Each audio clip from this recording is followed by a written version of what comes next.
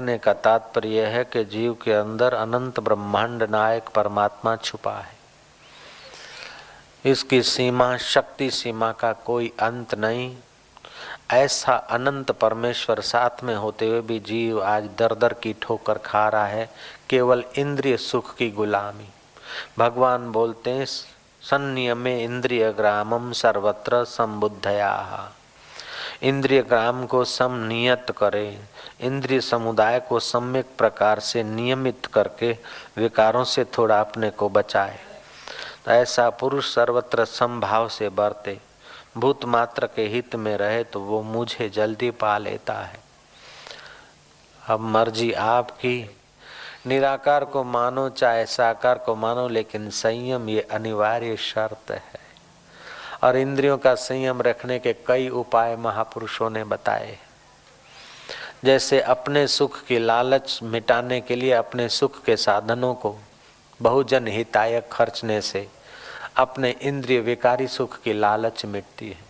जिनके पास धन संपत्ति और सामग्री है वे बहुजन हिताय उसका उपयोग करें तो उनका विकार क्षीण होता है, और जिनके पास नहीं है वे केवल इच्छा ही त्यागें इंद्रिय सुख की तो उनका जल्दी काम बन जाता है। अपने सुख में रोने वाले तू मुस्कुराना सीख ले, औरों के दुख दर्द में आंसू बहाना सीख ले। आप खाने में मजा नहीं जो औरों को खिलाने में, जिंदगी है 4 दिन की तू किसी के काम आना सीख ले। जो दूसरों के काम आना सीख लेता है उसकी कामनाएं जल्दी क्षीण हो जाती है। कर्मयोगी के लिए अनिवार्य शर्त है कि कर्म तो करे लेकिन कर्म का बदला इंद्रिय भोग न चाहे, कर्म का बदला कुछ न चाहे, भगवान को अर्पण कर दे। ये भगवान की सृष्टि और सब भगवान के जन है, उनकी यथा संभव में सेवा करूं। जैसे पापियों की सेवा करना शास्त्रों में मना है, ऐसे धर्मात्माओं की सेवा मिले तो उसको त्यागना भी मना है। पापी की सेवा करने से पाप बढ़ेगा, पुण्यात्माओं की सेवा करने से पुण्य बढ़ेगा। पापी और पुण्यात्मा में परमात्मा देखने से तुम्हारा अंतःकरण जल्दी शुद्ध होगा। आज जो भगवान को बचता है, बाकी की कमी होती है तो भगवान पूरी भी कर देता है।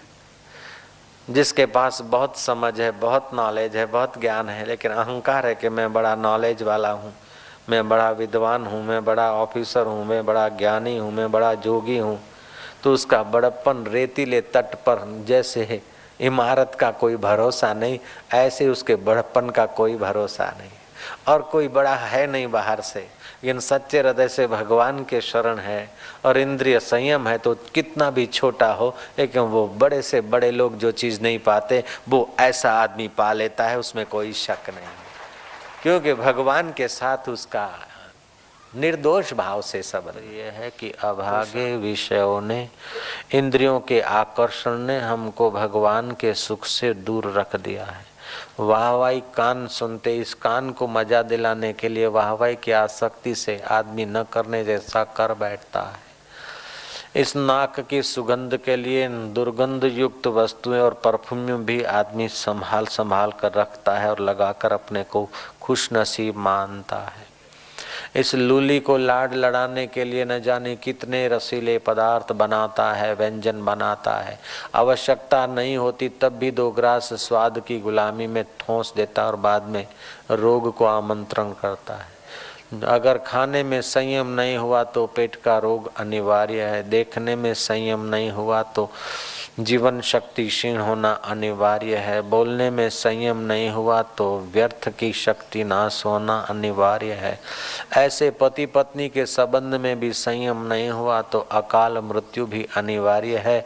भगवान बोलते हैं कि संयमे इंद्रिय ग्रामम सर्वत्र संबुद्धय, इंद्रिय समुदाय को सम्यक प्रकार से नियम में रखना चाहिए। शादी कर लिया उसका मतलब ये नहीं कि विकारी सुख में अपने को निचोड़ डाले। भोजन कर रहे हैं उसका मतलब ये नहीं कि स्वाद के गुलाम बनकर अपनी हाजमा शक्ति को बिगाड़ दें। आंखें मिली है उसका मतलब ये नहीं कि व्यर्थ का बार बार विकारी नज़र से दृश्य को देखकर अपने को खपा दें। कान इसलिए नहीं मिले हैं, कान तो मिले हैं कि अपने स्वरूप का ज्ञान पाकर भीतर गोता मार के मुक्त हो जाए। कान इसलिए मिले हैं व्यर्थ का सुन सुनकर अंदर में विकार भड़काने के लिए कान नहीं मिले। ऐसे हर इंद्रिय को, इंद्रिय ग्रामों को संयत करके जो समबुद्धि होने लगता है, अनुकूलता में भी सम और प्रतिकूलता में भी सम, मान में भी सम, अपमान में भी सम, गर्मी में भी सम और सर्दी में भी सम, ऐसा सम रहने वाला पुरुष भूत मात्र का हितैषी होता है। और ऐसे हितैषी पुरुष अपने को तो तार लेते हैं, अपने संपर्क में आने वालों को भी तार लेते हैं। अगर संपर्क में आने वाले सचमुच में मुक्ति मांगते हैं तो उनको मुक्ति का रास्ता दे देते, और भुक्ति मांगते हैं तो भुक्ति का प्रसाद भी ऐसे संयमी पुरुष दे सकते हैं। भगवान वेद व्यास जी महाराज ऐसे संयमी पुरुष थे।